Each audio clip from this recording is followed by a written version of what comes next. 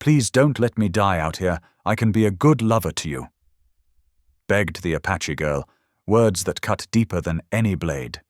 This wasn't love talking. This was survival in a world that taught her body was currency. When the rancher found her bleeding in that desert arroyo, buzzards circling overhead, he didn't know she carried secrets about stolen land and a treaty that could destroy everything. The deputy thought he'd buried the truth with bullets and fire. But kindness has a price in the Wild West. Showing mercy to an Apache could mean a noose around your neck. Some badges are bought with blood, not justice. Who really decides what justice means? Your reactions reaffirm something simple yet powerful, that stories still shape us, even in silence. If you believe in the soft endurance of love, truth, and doing what's right, then you're exactly why these stories exist. The late afternoon sun cast long shadows across the rugged white mountain landscape as Jedediah Flint guided his horse along the western fence line. The ground was still damp from the morning's thunderstorm, and the scent of wet sage hung heavy in the air. His weathered hands held the reins loosely as he scanned the barbed wire for damage, noting where fallen branches would need clearing. The steady clip-clop of his horse's hooves echoed off the narrow arroyo walls. Jed pulled his hat lower against the glare, his eyes catching the dark shapes wheeling overhead. Buzzards. His jaw tightened. Where there were buzzards, there was death, or something close to it. He turned his horse toward the circling birds, following their morbid dance until the arroyo widened into a small clearing. That's when he saw her. A young Apache girl lay crumpled against a boulder, her deerskin dress torn and bloody. Her right leg was a mess of raw flesh where coyotes had gotten to her. Jed dismounted quickly, his boots crunching on loose stones as he approached. Her eyes fluttered open at his footsteps, dark, fever-bright eyes in a face drawn with pain. He knelt beside her, noting the heat radiating from her skin. "Hold on now," he said softly, reaching for his canteen. "Let's get some water in you." He lifted her head gently, helping her take small sips. Her cracked lips moved, forming words so quiet he had to lean closer to hear. "Please," she whispered, her voice raw. "Please don't let me die out here." Her hand clutched weakly at his sleeve. "I can be a good lover to you."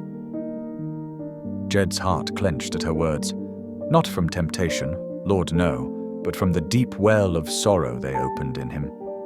What kind of life had taught this child that her body was currency for survival? He thought of his own wife, gone these past 5 years, and the daughter they'd never had. "None of that now," he said firmly but kindly. "You're safe. I'm getting you somewhere warm." He gathered her up as carefully as he could, mindful of her injured leg. She was light in his arms, too light, speaking of too many hungry days. His horse stood steady as he lifted her into the saddle, then mounted behind her. The ride back to his cabin was slow, each jolting step drawing small whimpers from his unconscious passenger. The sun was setting by the time he carried her inside, laying her on his narrow bed. He lit the oil lamp with shaking hands, its warm glow filling the cabin's single room. In the lamplight, he could see how young she truly was, no more than 18. Her skin burned with fever under his palm. Jed gathered his medical supplies, clean cloths, needle and thread, the bottle of whiskey he kept for just such purposes. He hadn't stitched a wound since the war, but his hands remembered. "Lord," he whispered, the words strange and rusty in his mouth after so many silent years. "Guide my hands. Help me help her." He cleaned the wound first, using precious water from his barrel and whiskey to wash away dirt and blood. The girl moaned, but didn't wake. Each bite mark told a story of desperate struggle, of a fierce will to live. The stitches went in neat and tight, just as the army surgeon had taught him. Through it all, prayers fell from his lips like autumn leaves, pleas for healing, for guidance, for forgiveness of his long silence toward his Maker. The familiar words brought an unexpected peace, as if some tight band around his heart had finally begun to loosen. When he finished, he covered her with his warmest blanket and settled into his chair to keep watch. Outside, a coyote called into the gathering night, the same creatures that had nearly taken this girl's life. But here, in the circle of lamplight, Jed had made his choice. The Lord had sent him a lost lamb, and he aimed to see her through.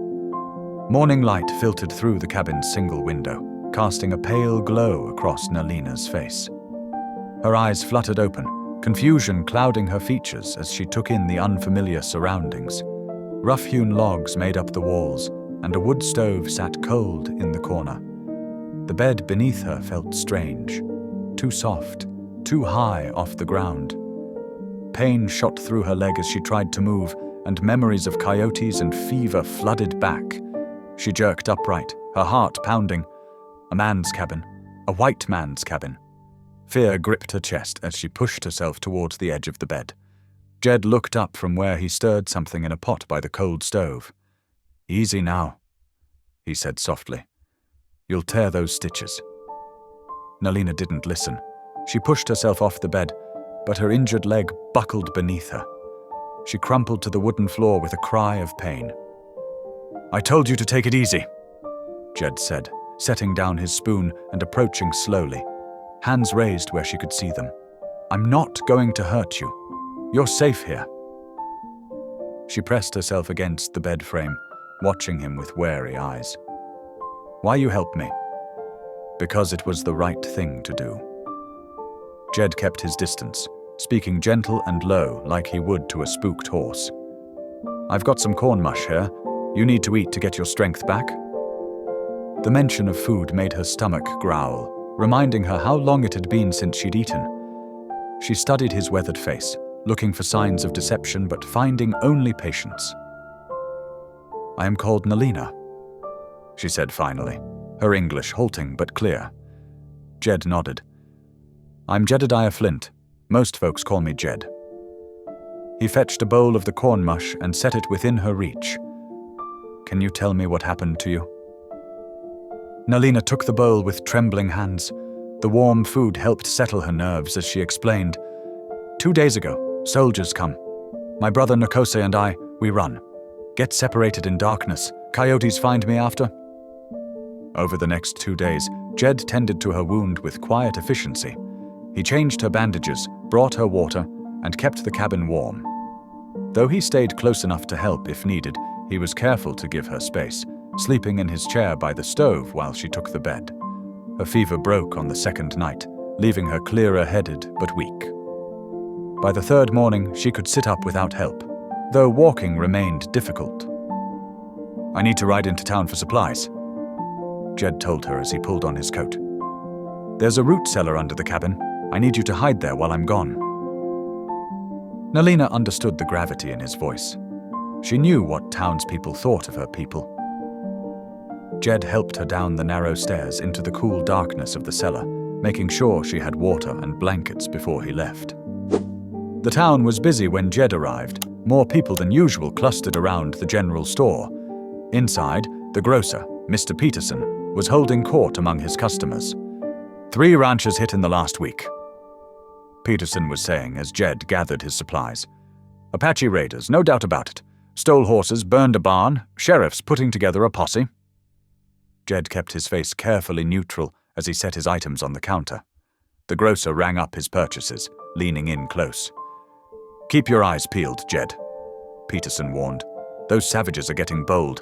Might want to join the posse yourself, seeing as how isolated your place is." "I reckon I'll manage," Jed replied evenly, loading his supplies into his saddlebags.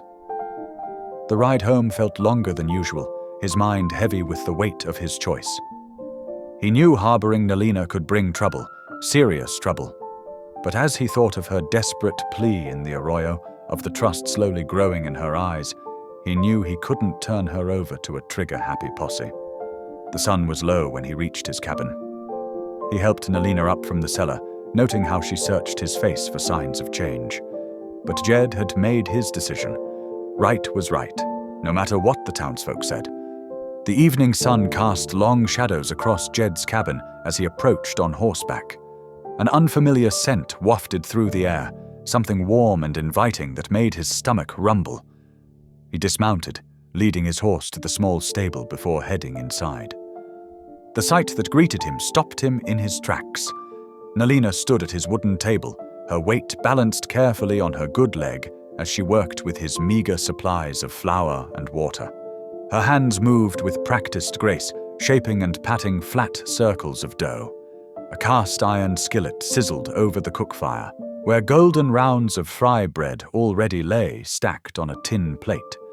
She looked up as he entered, a cautious smile touching her lips. "You come back," she said softly, as if still surprised by this simple fact. "I make food to thank you." Jed hung his hat on a peg by the door, touched by the gesture. "You didn't have to do that." "I want to." She gestured to the plate of fry bread. "Please, eat." He took a piece, still warm from the skillet. The bread was light, crispy on the outside and tender within. It had been years since he'd tasted anything so carefully prepared in his own cabin. "This is real good," he said, meaning it. Nalina lowered herself carefully onto a chair, watching him eat. "You are not like others," she said after a moment, her voice barely above a whisper. "White men, they only want one thing from Apache women." Jed's hand stilled, remembering her desperate words in the arroyo. He set down the bread, choosing his next words with care. "About what you said, when I found you. I think you leave me to die, unless..." She looked down at her hands, kneading them together in her lap. "Unless I offer, myself. Many white men, they only value Apache women for..." She trailed off, unable to finish. The truth of her words hit Jed like a physical blow. His throat tightened with sorrow and anger. Not at her, but at a world that had taught this young woman her only worth lay in what men could take from her. "Listen to me, Nalina," he said gently. "No one should ever have to offer themselves that way to survive. What those men did, what they made you think, it ain't right." Tears gathered in her eyes, but she blinked them back. "Why you help me then?" "Because every life has value. Because it's what decent folks do." He paused, remembering his own dark days after the war. "Because sometimes we all need a helping hand to remind us we're more than our scars." That night, they finished the fry bread in companionable silence, sharing the simple meal as equals. The next morning brought a new routine. Jed fashioned crude crutches from stripped branches, padding them with scraps of old blanket. Nalina proved determined to contribute, despite her injury. She insisted on helping with the indoor chores, sweeping, washing dishes, mending tears in Jed's worn shirts with neat, tiny stitches. While she worked inside, Jed continued his fence repairs, replacing rotted posts and mending broken wire. The steady rhythm of work filled the hours, punctuated by the distant cry of hawks and the whisper of wind through scrub grass. Around midday, a sound caught his attention. Singing, soft and melodious, drifting from the cabin. Nalina's voice rose and fell in an old Apache song, the words unknown to him but the emotion clear in every note. The tune stirred something in his memory, another voice, years ago, singing hymns while hanging laundry in the yard. Sarah, his wife, had loved to sing. Amazing Grace had been her favorite, her clear voice lifting to heaven as she went about her daily tasks. He hadn't thought of those moments in years, had locked away the memories along with his grief. But now, listening to Nalina's song, he felt not pain, but a gentle warmth, like sunlight breaking through clouds. He paused in his work, letting the melody wash over him. Two songs, two women, separated by culture and time, but connected by the simple act of making beauty in the midst of hardship. Perhaps there was healing in that too. 4 days passed in quiet rhythm at Jed's cabin. Each morning brought small signs of Nalina's improving strength, her limp less pronounced, her movements more sure. But questions weighed heavy on Jed's mind, pushing him to seek guidance. The mission chapel sat nestled against weathered hills, its whitewashed boards gleaming in the afternoon sun. Jed tied his horse to the hitching post and climbed the worn steps, his boots echoing on the wooden planks. Inside, dust motes danced in rays of light filtering through simple glass windows. Reverend Boyd sat in his usual spot near the altar, his worn Bible open on his lap. The years had dimmed his sight, but not his spirit. He looked up at the sound of Jed's approach, a gentle smile crinkling the corners of his eyes. "Jedediah Flint," he said warmly. "It's been a spell since you darkened these doors." "Reverend." Jed removed his hat, turning it nervously in his hands. "I need your counsel on a matter of delicate nature." The old preacher gestured to the bench beside him. "Sit, son. Tell me what troubles you." Jed settled onto the hard wood, choosing his words carefully. "Scripture speaks of helping those in need, but what if doing right by God means going against what folks might consider proper?" "You're speaking of the Apache girl you're sheltering," Reverend Boyd said quietly. Jed's head snapped up.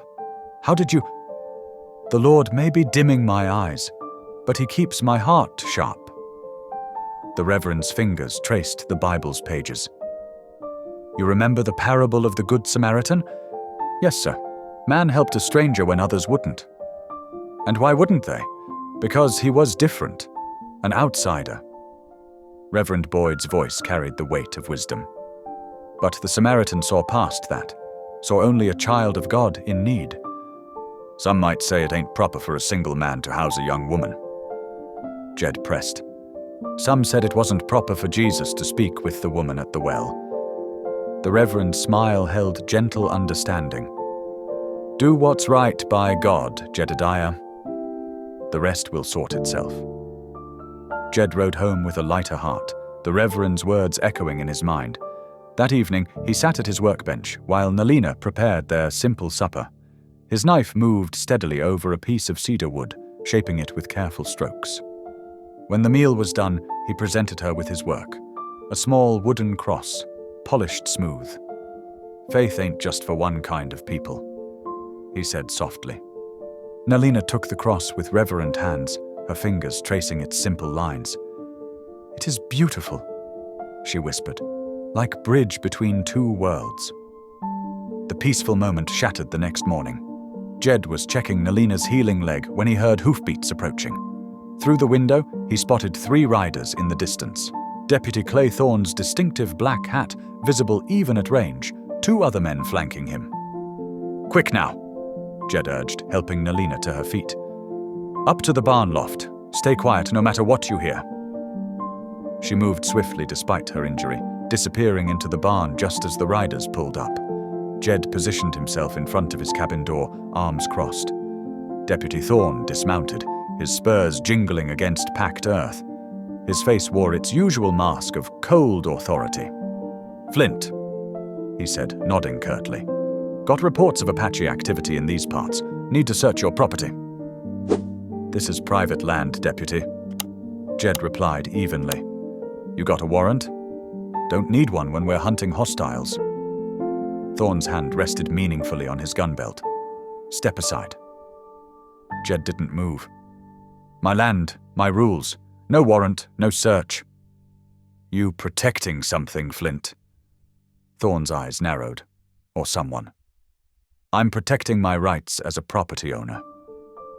Jed's voice remained steady, but his stance made it clear he wouldn't back down. "You want to search my place? Come back with papers signed by a judge." The 2 men locked eyes, tension crackling between them. Finally, Thorne spat in the dust. "Have it your way, but this ain't over." He swung back into his saddle, fixing Jed with a hard stare.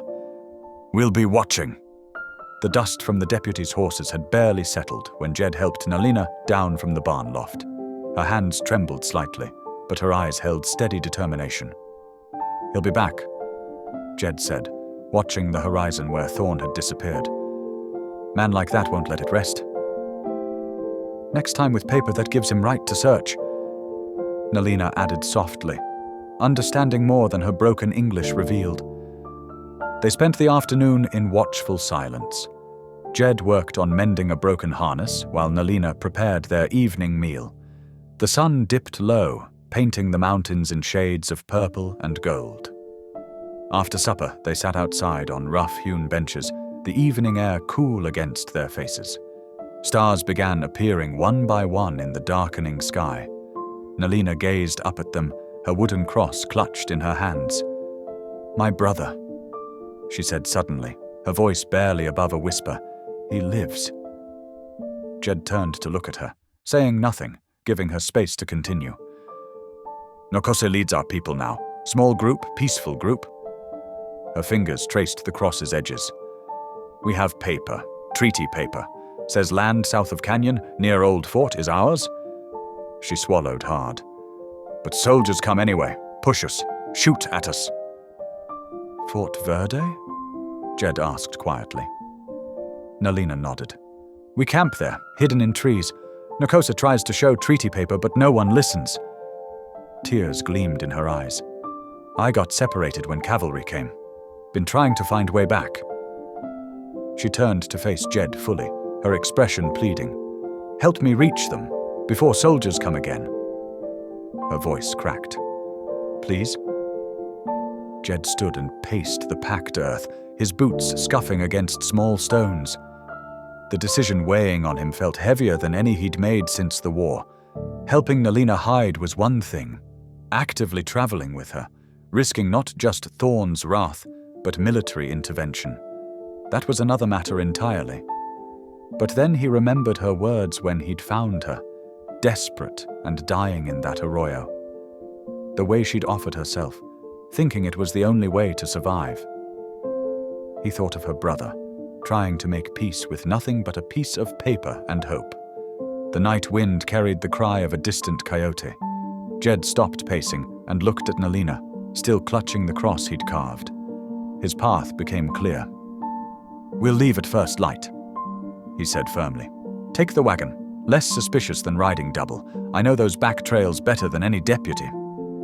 Relief and gratitude washed over Nalina's face. She pressed her hands together in silent thanks.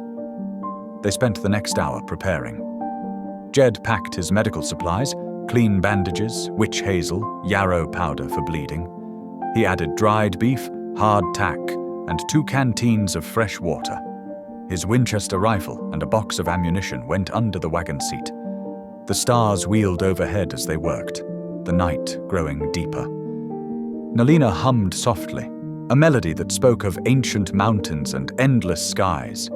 It reminded Jed that some things were bigger than man's laws or fears. Dawn broke pale and clear. Jed hitched his bay mare to the wagon while Nalina wrapped herself in a faded quilt, hiding her distinctive dress. The morning air held the sharp bite of coming autumn. "Deputy'll probably have that warrant by noon," Jed said, helping Nalina onto the wagon seat. "We need to be well gone by then." She nodded, understanding the risk he was taking. "You are a good man, Jedediah Flint." "No," he replied, climbing up beside her. "Just trying to do what's right." He clucked to the mare and they set out, the wagon wheels leaving twin tracks in the morning dew. Jed kept to the lesser-used trails, avoiding the main roads where Thorn's men might patrol. The sun rose higher as they traveled, burning away the morning mist, revealing the vast landscape before them. They were embarking on a dangerous journey, but Jed felt a curious peace. Sometimes a man had to choose between what was legal and what was just. He'd made his choice. Now he would see it through, whatever the cost. The rising sun cast long shadows as Jed guided the wagon along narrow ridgelines. He kept them high, where they could spot any riders approaching from miles away. The mare's hooves crunched over loose shale, each step carefully placed. Beside him, Nalina sat wrapped in the faded quilt, her eyes constantly scanning the horizon. They avoided the well-worn paths in the valleys below, where deputy patrols would likely ride. The going was slow, but safer. Jed knew these high trails from his cattle-running days, places where few men ventured unless they had reason to stay hidden. The summer heat pressed down as morning stretched into afternoon. Sweat darkened the mare's flanks, and dust coated their faces. They spoke little, saving their water and strength. When they did stop to rest, it was brief and watchful. "How far to your brother?" Jed asked during one such pause, sharing jerky from his provisions. Nalina pointed southeast. 2 days, maybe 3, if we stay in high places. The sun was lowering when they spotted the abandoned line shack, its weathered boards gray against the rocky slope. Jed had known it would be there, a relic from the old cattle companies, now forgotten like so many frontier dreams. "We'll rest here tonight," he said, guiding the wagon behind the structure where it wouldn't be visible from below. "It's secure enough, and we both need sleep." The shack's door hung crooked on leather hinges. Inside, dust lay thick on the plank floor, but the roof was sound.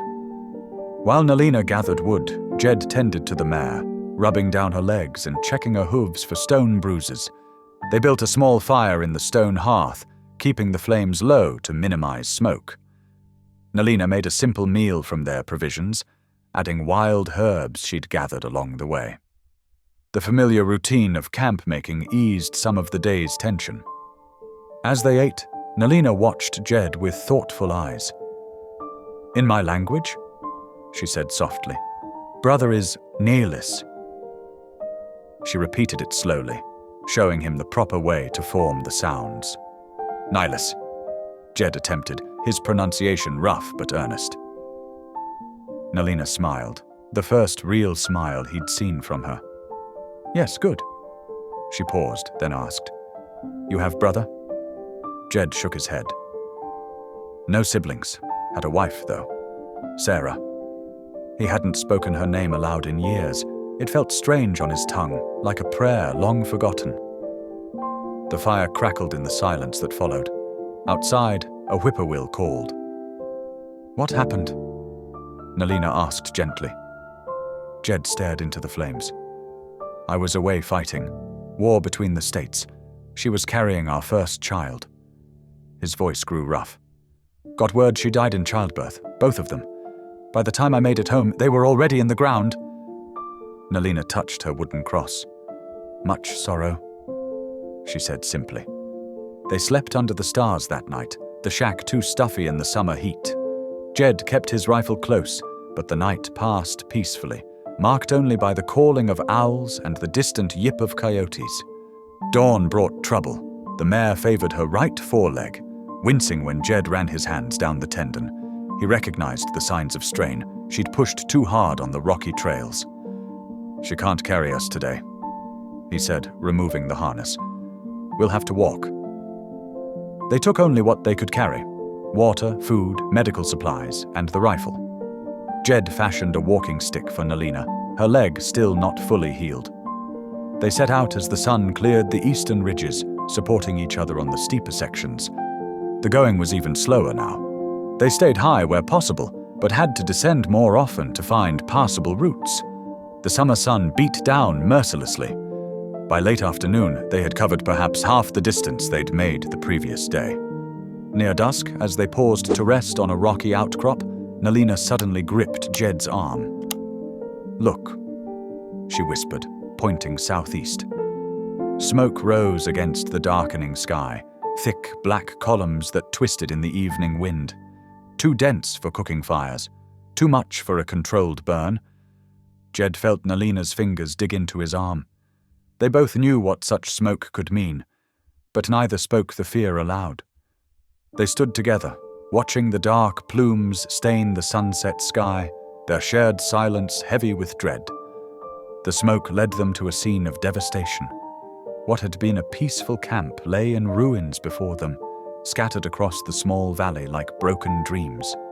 Nalina stumbled forward, her injured leg forgotten in her distress. Jed followed close behind, his rifle ready, scanning the surrounding brush for any lingering threat. Scorched cooking pots lay crushed and scattered, their contents spilled across the dusty ground. Simple shelters made of branches and canvas had been torn down and trampled. Personal belongings, blankets, tools, and clothing littered the earth, some still smoldering from the raid. The acrid smell of burned canvas and wood hung heavy in the air. Near the edge of the camp, 2 fresh mounds of earth caught Jed's eye. Crude wooden crosses marked the graves, hastily assembled from broken tent poles. Nalina fell to her knees before them, her body shaking with deep, racking sobs. Her fingers clawed at the loose dirt as she wailed in her native tongue, the sound of pure anguish echoing off the canyon walls. Jed stood silent, his hat pressed to his chest, offering what little respect he could to the dead. The setting sun painted the scene in shades of blood and gold, a fitting tribute to the violence that had visited this peaceful place. A sudden rustling in the thick brush beyond the camp brought Jed's rifle up instantly. He stepped in front of Nalina, who had fallen silent at the sound. The bushes parted, and a figure stumbled through. "Nokosa!" Nalina's cry split the evening air as she recognized her brother. She rushed forward just as he collapsed, catching him before he hit the ground. Jed lowered his rifle and hurried to help. Nokosa was alive but badly wounded.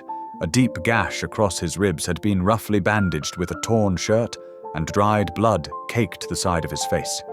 Together, they helped him to a nearby rock where he could sit. "Water," Jed said, offering his canteen. Nokosa drank deeply while Nalina held his hand, tears streaming down her face as she whispered soft words in Apache. The sun disappeared behind the western ridges, leaving them in growing darkness. "We need better shelter," Jed said, eyeing the exposed camp. "Somewhere defensible." Nokosa nodded weakly and pointed toward a rocky outcropping. "There is place. Up there." They found the overhang he'd mentioned, a natural shelter formed by weathered rock, hidden from casual view by thick brush. Jed helped them settle there, then gathered what supplies he could salvage from the ruined camp. He built a small fire well back under the rock, where its light wouldn't betray them. As Nalina tended her brother's wounds with herbs and clean bandages from Jed's supplies, Nokosa began to speak. His voice was rough with exhaustion and grief. It was the deputy, Thorn. He came at dawn with 6 men. Nokosa paused, wincing as Nalina cleaned his head wound. "Said we stole horses from the Henderson ranch?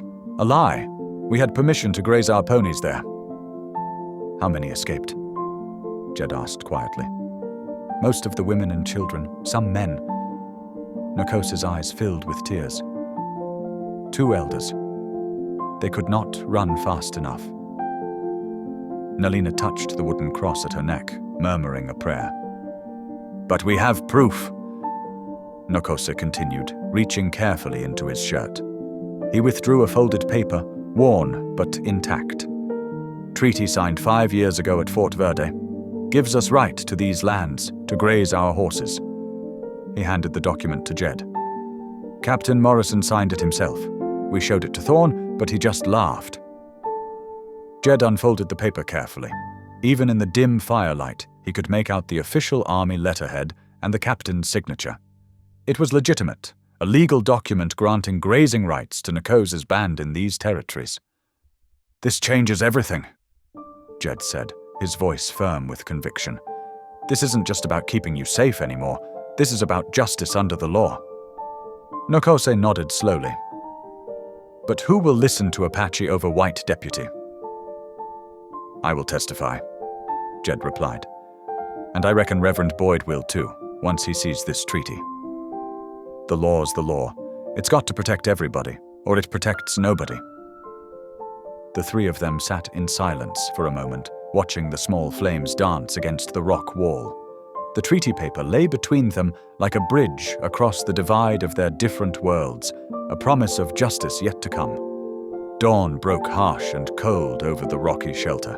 Nokosa's condition had worsened through the night, his skin burning with fever despite Nalina's careful tending.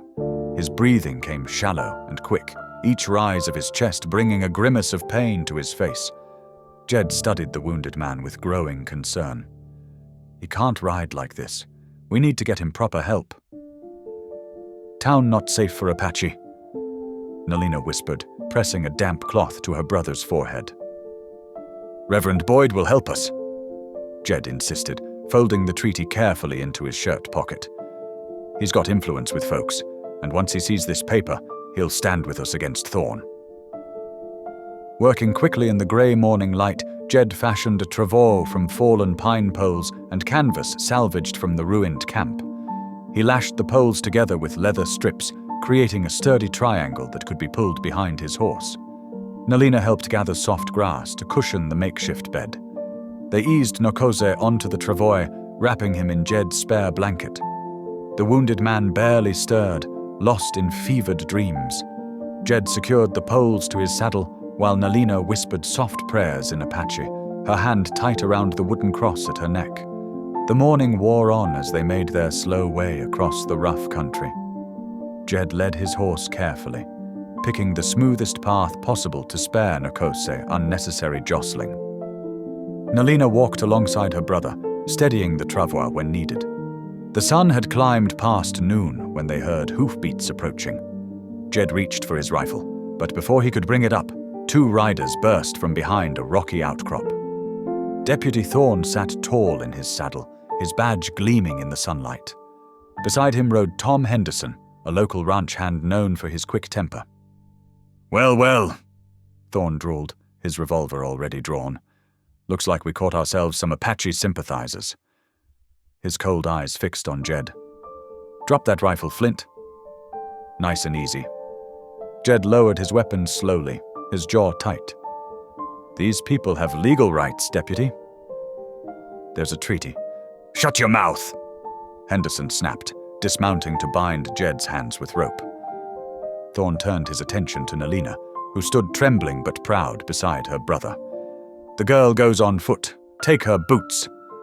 "She's injured," Jed protested, struggling against his bonds. "You can't." The deputy's backhand caught him across the face, splitting his lip. "I said shut it.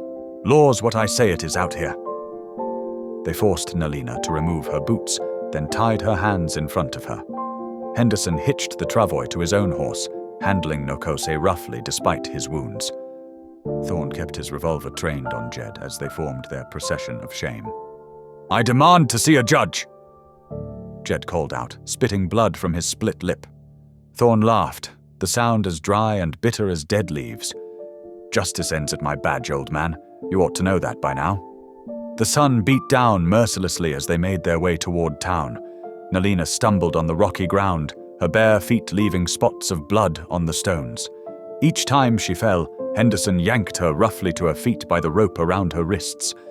Nokose drifted in and out of consciousness on the travois, moaning softly with each bump and jolt. Jed watched helplessly, his heart heavy with the weight of their failure. The treaty paper pressed against his chest like a brand of guilt. As they approached the town limits, Thorne called out to everyone within earshot. "Come see!" Apache criminals and their white conspirator. People emerged from shops and homes, gathering to watch the spectacle. Jed kept his head high as townspeople he'd known for years turned away or stared with open hostility. Children pointed and whispered. Someone spat in the dust near his feet. The deputy paraded them down the main street, past the general store where Jed had bought supplies just days ago, past the mission chapel where he'd sought Reverend Boyd's counsel. Each familiar landmark now seemed transformed into a station of their humiliation. Nalina stumbled again, falling hard onto her knees. This time, when Henderson moved to jerk her up, Jed stepped between them, despite his bound hands. "Enough!" he growled. "She's a daughter of God, same as any of yours." Thorne's pistol pressed cold against the back of Jed's neck. "Move aside, or I'll put you down right here." The crowd had grown larger now, their whispers a harsh susurration like wind through dead grass. They watched with a mixture of fear, hatred, and morbid fascination as the deputy drove his prisoners toward the jailhouse at the end of the street. The iron door clanged shut with a finality that echoed through the small jailhouse. Jed helped ease Nokose onto the thin mattress in their shared cell, while Deputy Thorne roughly pushed Nalina toward the back room. The girl's bare feet left faint blood stains on the wooden floor. "Martha!" Thorne bellowed. "Get in here and watch this one." The sheriff's wife appeared from the back room, her gray hair tied neatly in a bun. She took one look at Nalina's bleeding feet and pressed her lips into a thin line of disapproval. "At least let me tend to her wounds," Martha said, her voice firm despite her husband's scowl. "Do what you want," Thorne muttered. "Just keep her quiet." In the cell, Jed tore strips from his shirt to bind Nokose's wounds. The Apache man's skin burned with fever, his breathing labored. Through the bars, Jed could hear Martha speaking softly to Nalina in the back room. Hours crawled by. The sun set, casting long shadows through the barred window. Thorne dozed in his chair, boots propped on his desk. Jed prayed silently, touching the folded treaty paper hidden in his shirt. He'd managed to scratch a hasty note on his saddlebag before they'd been brought in. Reverend Boyd, help. Jail. Treaty proof. Near midnight, boots scraped on the wooden porch outside. The door creaked open, and Reverend Boyd's familiar silhouette appeared, backlit by moonlight. The elderly preacher's clouded eyes seemed to pierce the darkness as he held up a folded paper. Deputy Thorne. Boyd's quiet voice carried authority. I have here a request for Judge Collins to review this case immediately. Thorne sat up, adjusting his gun belt. Judge ain't due through for weeks. He's staying at the Watson place tonight, Boyd replied, heading to Phoenix tomorrow. I've already spoken with him. In the back room, Martha had been listening to Nalina's story for hours. The girl spoke haltingly at first, then with growing trust as the older woman bathed her feet with gentle hands. Brother, try make peace, Nalina explained, her voice barely above a whisper. He have paper that say we can stay, but soldiers come anyway, burn everything. Tears slid down her cheeks. Deputy say we steal horses. Not true. Never steal. Martha's weathered hands stilled. Your brother has proof. A treaty? Nalina nodded. Jed keep safe. In shirt. The sheriff's wife stood abruptly, her face set with determination. Wait here, she whispered. She slipped out the back door into the night. When Martha returned 20 minutes later, she carried a pair of worn but sturdy women's boots and a thick wool shawl. These were my daughters, she said, helping Nalina put them on. She's gone to California now, married. She wrapped the shawl around the girl's shoulders. You keep these. Nalina touched the soft wool with trembling fingers. Why you help? Martha's eyes grew distant. I had a daughter once. Lost her to fever when she was just a baby, before Sarah, my living daughter. She smoothed Nalina's tangled hair. A mother's heart knows no color. In the front room, voices had grown heated. Reverend Boyd stood his ground as Thorne paced. The judge will see them tonight, Boyd insisted, or I'll ride to Fort Verde myself tomorrow and telegraph the territorial governor. You're making a mistake, old man, Thorne growled. These savages are children of God, Boyd cut in, his voice sharp. And I have watched you break his laws long enough, Clay Thorne. The deputy's hand twitched toward his gun, but the Reverend didn't flinch. Behind him, Martha emerged from the back room. Clay, she said quietly, let the judge see them. Something in his wife's voice made Thorne pause. He looked from her resolute face to Boyd's steady gaze, then to the cells where Jed sat vigil over the fevered Nokosa. Finally, his shoulders sagged. Fine, he spat, but I'm riding with you to the Watson place.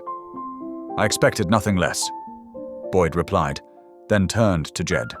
Hold fast, brother. Justice may be slow, but God's truth cannot be hidden forever. Nalina stood in the doorway of the back room, the borrowed shawl wrapped tight around her shoulders, Martha's hand resting supportively on her arm. For the first time since their capture, hope flickered in her dark eyes. Dawn painted the chapel windows in soft amber light as townspeople filed into the rough-hewn pews. Judge Collins sat behind a makeshift desk, a door laid across two sawhorses. His weathered face showed the strain of being roused before sunrise. Deputy Thorne paced near the front, boots clicking against the wooden floor. Jed sat with Nalina and Nokosa on a bench, their wrists bound but their heads held high. Reverend Boyd stood nearby, his worn Bible clutched in gnarled hands. This hearing will come to order, Judge Collins announced, his voice filling the small space. Deputy Thorne, present your case. Thorne stepped forward, thumbs hooked in his gun belt. Your Honor, these Apache raiders have been terrorizing honest settlers, stealing horses, burning homesteads. I caught them red-handed with stolen property. What property? The judge asked. They had supplies, medicine, food that clearly wasn't theirs. From his seat, Jed bristled. Those were my supplies, freely given. Silence, the judge warned, though his eyes lingered thoughtfully on Jed. Continue, Deputy. This one here, Thorne pointed at Nokosa, leads a band of troublemakers. They've been squatting on grazing land that belongs to honest ranchers. When we tried to move them along peaceful-like, they attacked. Murmurs rippled through the gathered townsfolk. Reverend Boyd stepped forward, his clouded eyes somehow finding the judge's face. Your Honor, if I may speak? The judge nodded. Proceed, Reverend. Boyd held up a creased document. This is a treaty, signed 5 years ago at Fort Verde. It grants grazing rights to the White Mountain Apache band led by Nokosa. His fingers traced the pages as he read aloud. In recognition of peaceful relations and shared use of water rights, the undersigned parties agree to respect traditional Apache grazing lands south of Yellow Canyon. Thorne cut in. That paper could be forged. I thought you might say that. Boyd opened his Bible, removing a yellowed envelope. This note is from Chaplain Harrison, who witnessed the signing. I've kept it safe these 5 years, knowing someday truth would need light. A man stood up from the back pew. Your Honor? Name's Thomas Weber. I was a cavalry scout when that treaty was signed. Served under Captain Brooks himself. He stepped into the aisle, hat in hand. That treaty is genuine. I was there. More whispers filled the chapel. Thorne's face darkened as he saw the mood shifting. These people burned their own camp, he insisted, trying to blame honest men for their crimes. Nokosa spoke then, his voice steady despite his fever. We burn nothing. Deputy, come with men, destroy our homes. Say we steal horses we never touch. He looked at the judge. My people keep peace, honor treaty, want only what was promised. Judge Collings studied the treaty again. Deputy Thorne, did you lead an attack on their camp? I was protecting settler interests. Answer the question, the judge demanded. Thorne's jaw clenched. Yes, but only after Jedediah Flint. The judge interrupted. You've been quiet. Why did you help these people? Jed stood slowly, his chains rattling in the hushed chapel. Your Honor, I fought enough in the war to know killing don't solve nothing. When I found that girl half dead, I saw someone's daughter, someone's sister. He glanced at Nalina, then faced the crowd. Mercy is the only thing I've got left to give, and if showing mercy to God's children makes me a criminal, then I reckon I'll wear those chains proud. Sunlight streamed through the windows now, catching the dust motes like falling gold. The judge removed his spectacles, cleaning them thoughtfully. I've heard enough, he declared. This treaty appears legitimate. I'm ordering these prisoners released pending review by Army authorities at Fort Verde. He fixed Thorne with a stern gaze. And Deputy, I'll be speaking with the Territorial Marshal about your conduct. Relief washed over Jed's face as Martha hurried forward with the key to their chains. Townspeople began to talk amongst themselves, some nodding in approval, others shaking their heads but offering no protest. Reverend Boyd placed a gentle hand on Nalina's shoulder as her bonds were removed. Truth has a way of coming to light, he said softly, like sunrise after a long night. The journey back to Jed's ranch was quiet but hopeful. The afternoon sun warmed their backs as they traveled, Nokosa's strength returning with each passing mile. Jed led them along hidden trails, avoiding the main roads where suspicious eyes might still linger. When they crested the final ridge, Nalina caught her breath. The ranch spread before them, bathed in golden light. A weathered cabin nestled against rocky hills, while below, acre upon acre of untended orchard stretched towards the creek. Apple trees stood like silent sentinels, their branches reaching towards the sky. It ain't much, Jed said, helping Nokosa down from the wagon. But it's home. Inside the cabin, Nalina immediately set about making coffee while Jed gathered fresh bedding for Nokosa. The familiar routine of domestic tasks felt like a blessing after their ordeal. As evening approached, they gathered around Jed's rough-hewn table, steam rising from tin cups. Jed cleared his throat. Been thinking on something. He looked at Nokosa. That orchard land's been sitting empty since my wife passed. Good grazing there, and the creek never runs dry. He paused, fingers tracing the rim of his cup. Your people could use it. For their herds. For rest. Nalina's spoon clattered against her cup. You would give your land. Share it, Jed corrected gently. Sarah always said that soil was meant to feed folks. Guess now it finally will. Nokosa studied Jed's face for a long moment. Why you do this?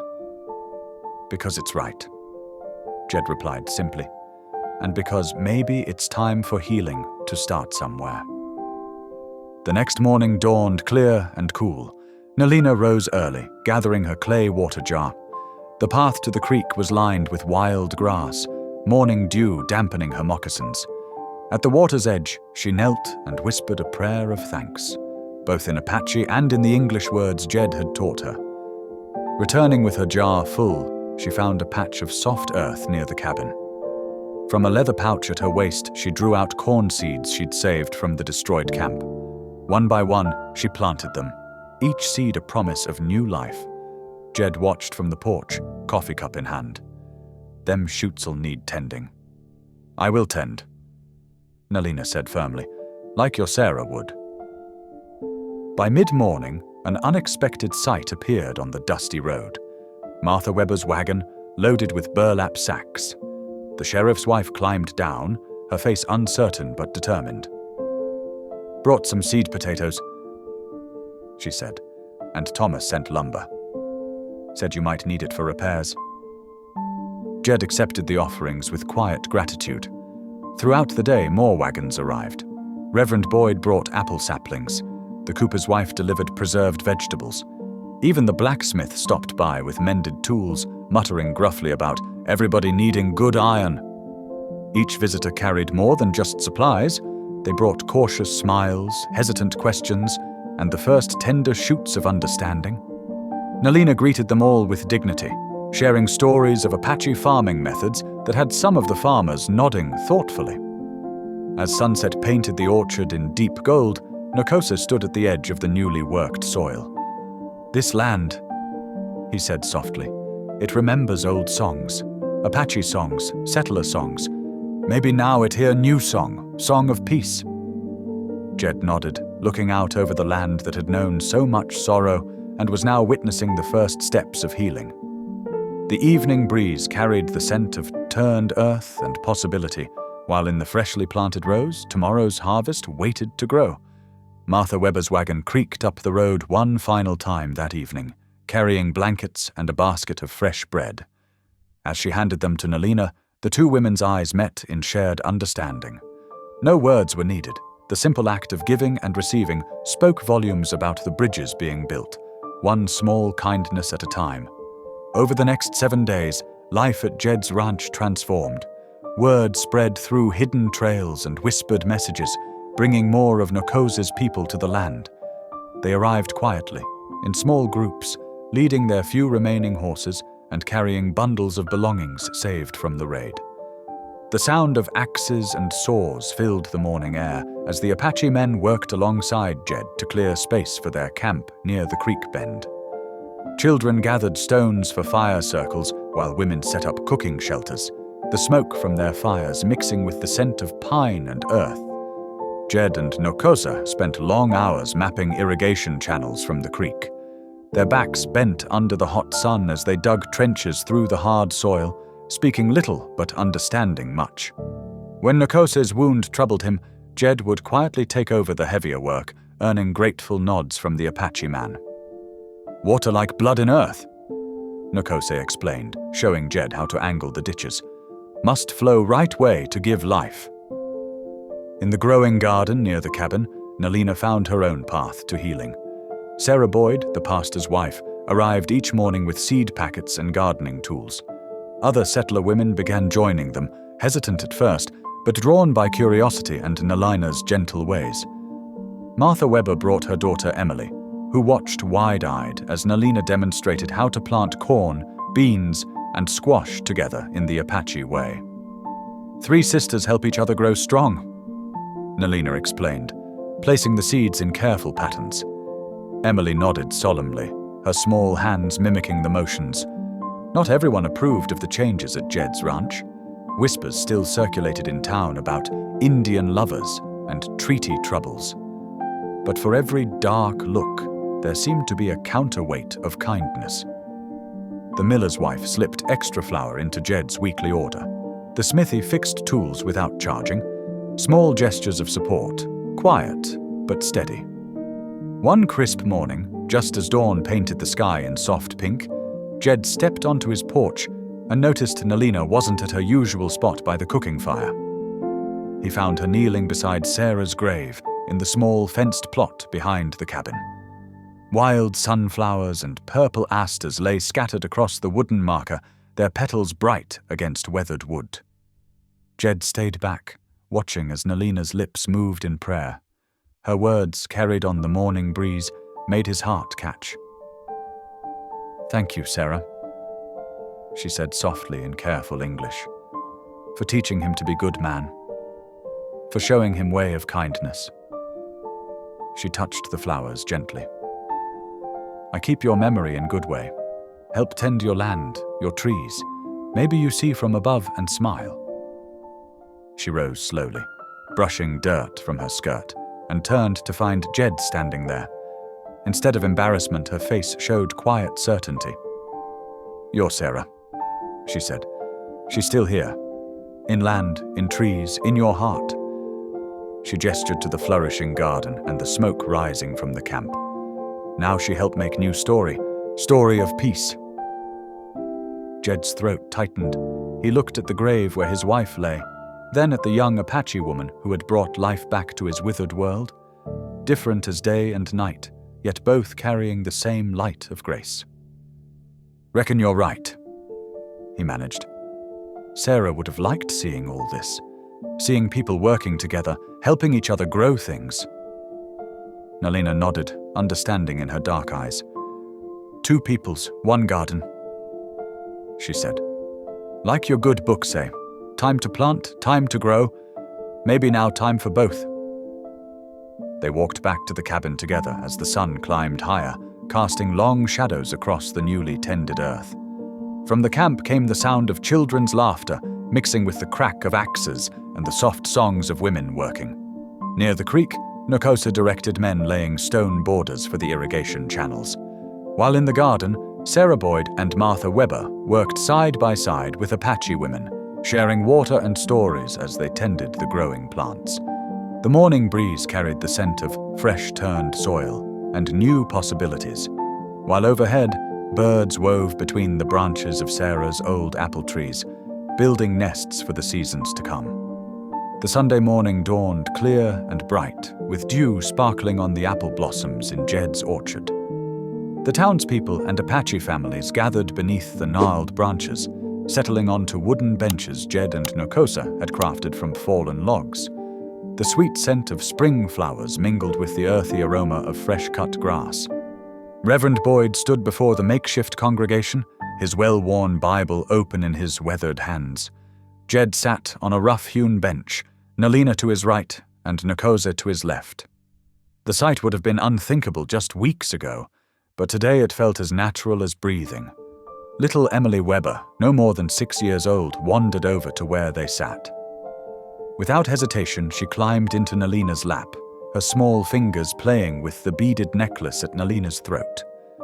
Nalina's arms encircled the child naturally, and she began humming softly, rocking slightly as the Reverend began the service. "Today," Reverend Boyd's voice carried across the orchard, "I feel moved to share words from the book of Isaiah." He adjusted his spectacles, sunlight glinting off the wire frames. Chapter 2, verse 4. "And they shall beat their swords into plowshares, and their spears into pruning hooks. Nation shall not lift up sword against nation, neither shall they learn war any more." The words settled over the gathering like a gentle rain. Jed glanced at the faces around him. Weather-worn settlers, and proud Apache families, all listening with quiet attention. Emily had dozed off in Nalina's lap, one hand still clutching the beaded necklace. Nakosa sat straight-backed, his dark eyes fixed on the Reverend, nodding slightly at the message of peace. After the final hymn faded into the morning air, the congregation began to disperse slowly. Some lingered to share fresh bread and coffee, while children chased each other between the apple trees. Jed watched as Nalina carefully handed the sleeping Emily back to her mother, who smiled warmly in thanks. When the others had moved away, Jed and Nalina found themselves alone beneath an old apple tree heavy with pink blossoms. The same tree, Jed realized, where Sarah had once loved to sit and read her Bible in the evenings. "Nalina," he said softly, his voice rough with emotion. "Been meaning to ask you something." He turned to face her, noting how the dappled sunlight played across her face. "What do you want for your future? Now that things are settling, you're free to choose your path." Nalina was quiet for a long moment, her eyes on the distant mountains. When she spoke, her voice was clear and certain, though soft. "I want to stay," she said simply. Then, with careful precision, she added, "Not as your helper. Not as your lover." She met his gaze steadily. "But as your family." The words hung between them like the apple blossoms overhead, delicate yet full of promise. Jed felt something shift in his heart, like a key turning in a long rusted lock. All the loneliness of the past years, all the grief and isolation, seemed to melt away under the warmth of that single word. "Family. Family," he whispered, his voice thick with emotion. He cleared his throat, tried again. "Family sounds mighty fine." Nalina's smile bloomed slowly, like the sunrise they'd watched together so many mornings. In that moment, Jed understood that what had begun as an act of mercy had transformed into something far more precious, a bond as sacred and permanent as the land itself. The sound of children's laughter floated across the orchard, mixing with the gentle buzz of conversation and the sweet songs of spring birds. A breeze stirred the apple blossoms, sending a shower of pink petals drifting down around them like nature's own blessing on this new understanding between them. The seasons turned like pages in an old book, bringing change as gentle as morning dew. Summer mellowed into autumn, then winter's quiet sleep gave way to spring's awakening. Through it all, the orchard flourished under the care of many hands, both Apache and settler. Bright morning sunlight filtered through the apple trees, now heavy with tiny green buds promising a bountiful harvest. Between the neat rows, corn stalks pushed through the rich soil, reaching towards the sky like hopeful prayers. Beside them, bean plants curled around sturdy poles, their leaves dancing in the warm breeze. Children's laughter echoed across the land, a sound sweeter than any music. Little ones darted between the weathered cabins and canvas-topped wagons, their games knowing no boundaries of culture or language. A settler boy chased his Apache friend, their bare feet kicking up dust as they raced past the newly planted gardens. In the shade of an old oak tree, Jed worked steadily, his hands moving with purpose across rough-hewn boards. Sweat beaded on his forehead as he carefully fitted the pieces together, creating a long bench for the makeshift school that had sprung up near the orchard's edge. The wood was salvaged from old fence posts and broken wagon parts, but under his careful attention, it was becoming something new and useful. Nearby, Nalina sat cross-legged in the grass with Sarah running deer, a small girl of 7 years. With patient hands, she demonstrated the proper way to lace and tie moccasins, her fingers moving deliberately so the child could follow. The girl's tongue poked out in concentration as she mimicked Nalina's movements, her small hands growing more confident with each try. "Like this?" Sarah asked, holding up her work. "Yes, little sister."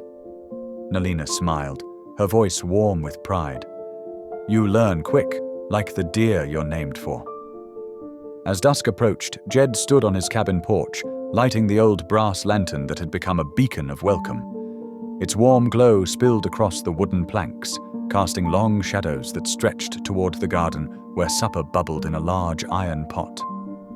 The rich aroma of rabbit stew, seasoned with wild herbs Nalina had gathered, filled the evening air. He watched the pot steam, waiting for it to cool enough for serving, when hoofbeats approached from the direction of town. Nkosi appeared through the gathering darkness, his horse's stride steady and purposeful. Something in his bearing made Jed straighten, sensing news of importance. Nkosi dismounted smoothly, his face illuminated by the lantern light. A folded paper emerged from his leather vest, worn but official-looking, with an army seal clearly visible. The sight of it made Jed's heart quicken. They had been waiting months for word about the treaty. The army commander at Fort Verde, Nkosi announced, his voice carrying quiet triumph. He has signed the final papers. He held up the document, its edges crisp with authority. Our people have legal right to the seasonal grazing lands, just as the old treaty promised. It is written here, in words that cannot be broken. Jed stood very still for a moment, letting the weight of the news settle over him like a familiar blanket. All the struggles, the fights for justice, the long nights of worry, they had led to this moment. A faint smile tugged at the corners of his mouth, gentle as morning light. Well, he said slowly, his voice rough with emotion. Reckon that's justice. He felt a presence behind him, and then Nalina's hand slipped into his, her fingers intertwining with his own. The touch was familiar now, comfortable as an old prayer. Together they stood on the porch, watching as the last rays of sunlight painted the sky in shades of purple and gold. The stew pot bubbled softly in the background, and from somewhere in the gathering darkness came the sound of children's voices raised in song, a mixture of Apache melody and settler hymn, blending together as naturally as the crops in their shared fields. The orchard stretched before them, its new buds holding the promise of abundance, just as the paper in Nkosi's hand held the promise of a future built on respect and understanding. Thank you for watching. If this one reached you, consider subscribing. I'll be back tomorrow with more meaning, more humanity.